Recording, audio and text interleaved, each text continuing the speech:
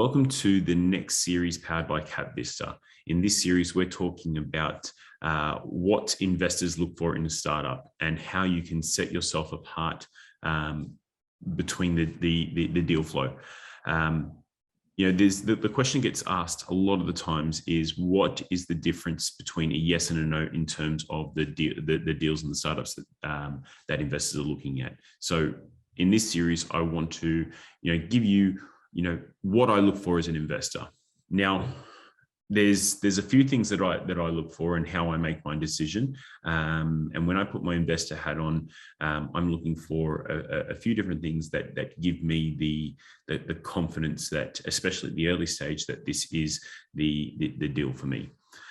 So the first one is the right team. Building the right team is essential when starting out. Investors want to know that you are the right people for the job to make sure that you can get this company to the next stage, get to, from idea to MVP to commercialization. Are you the right team? The saying goes that everybody has at least $1 million idea in their lifetime, but the execution is what makes it different.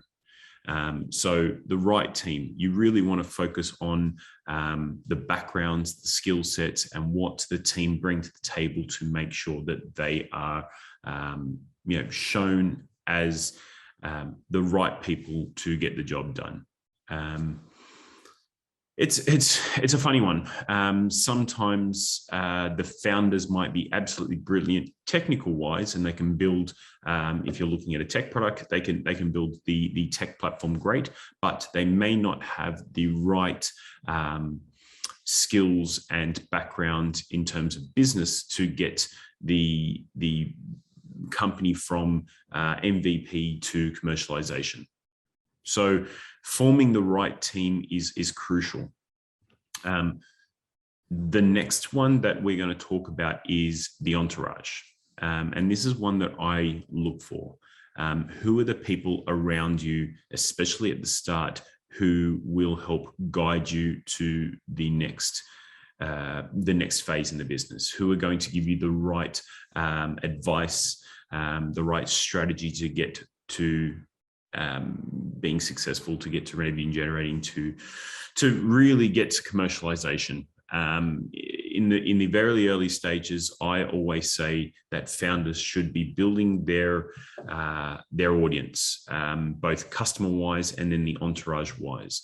Surrounding yourself with people at the same stage as you, or who are ahead of you in terms of other founders, investors, industry experts. It could be founders who have had exits, or even while it's taboo here in Australia, but founders who have failed, because you can learn a lot from failure.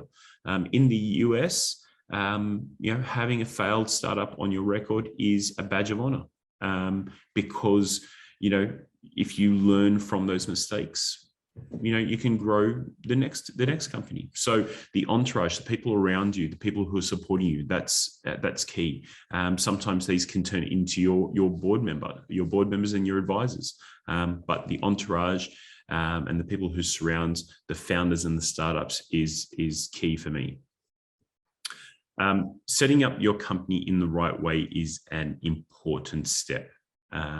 Get advice, get the right legal and financial advice to set up your company in the right way, because that will help you going forward. That would help you when it comes time to raise capital. And it's easier to get it done at the start than it is to change things once you have, you've got traction and you've got shareholders on board and you're really trying to scale. So setting your company up in the right way is a highly valuable piece of advice that I will share with everybody. And it's best to get the right legal advice before you start.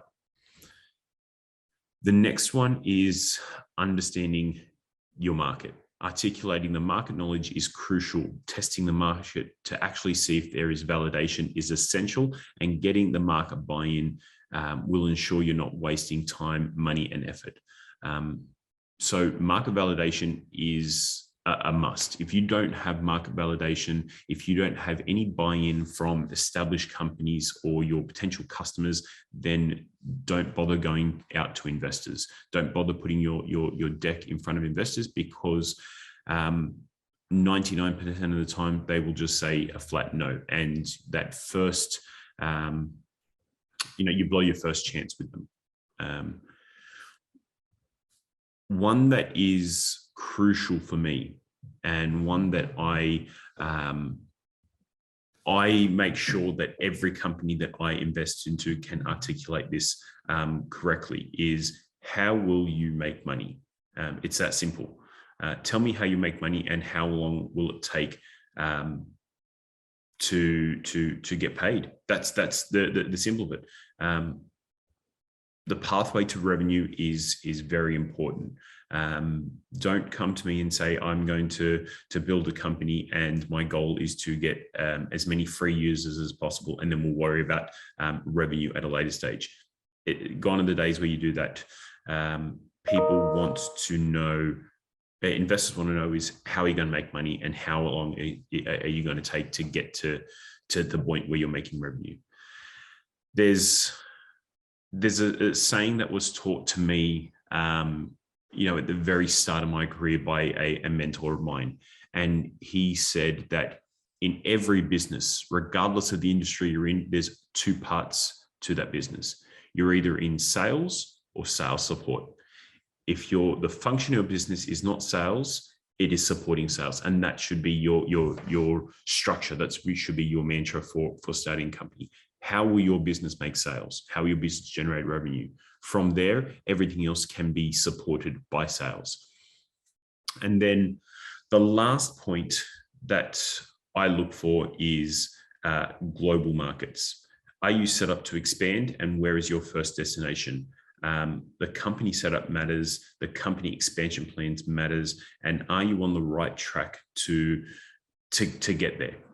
If you're an Australia and New Zealand startup, using Australia and New Zealand as a test bed is great, but show me where you're going to next, and show me how you're going to get there. These are all points that I look for when I'm looking to invest into a company. I think they come first, and then beyond that, the technology, the space, the industry that you're playing in, I will look at. But the first things I look at are these points. I hope that helps when it comes time to setting up your company and scaling. And if you want to chat about this, I'm happy to go through it with you.